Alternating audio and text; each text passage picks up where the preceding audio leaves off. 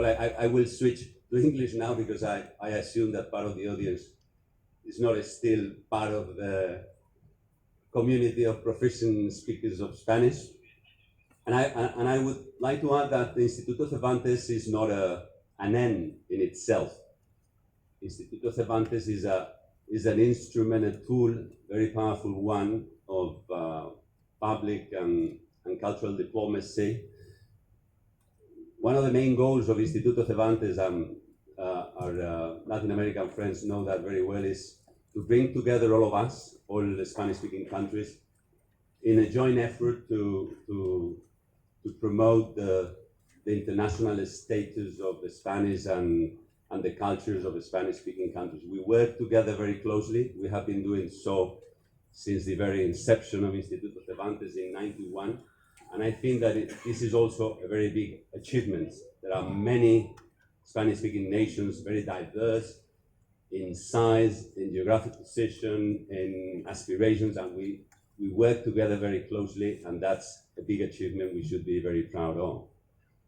And another goal evident of Instituto Cervantes is to use culture and language as an instrument to promote the visibility and the recognition of Spain and Spanish-speaking countries in the world, or maybe the other way around.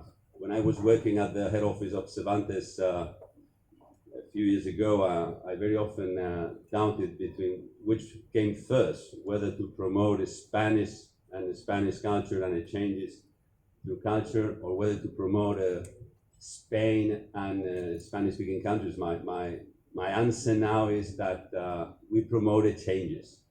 So the main goal of Cervantes is to promote changes to make a better world and a better understanding between our nations and the rest. Since I am a career diplomat, a professional diplomat, I must say that I have been witnessing over the last few years the forceful increase of what we tend to call cultural diplomacy, or in a wider sense, public diplomacy.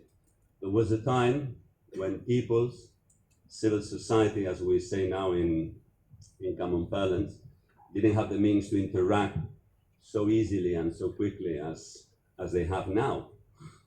But now, what I see is that professional diplomacy is declining in terms of efficiency and ability to deliver, and what is gaining power and influence is the diplomacy made by each one of us, each of your institutions, through changes and through international strategies. In this public diplomacy environment of Spain and the Spanish-speaking world, Instituto Cervantes features very prominently, and it has made a tremendous contribution for the understanding of modern Spain abroad. Spain is a country that has undergone a very dramatic transformation over the last 40 years. Our country is not anymore what it was 40 years ago during Franco times,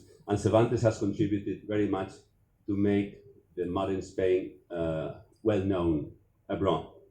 So again, enhorabuena a todos. Thank you for being here and enjoy the day.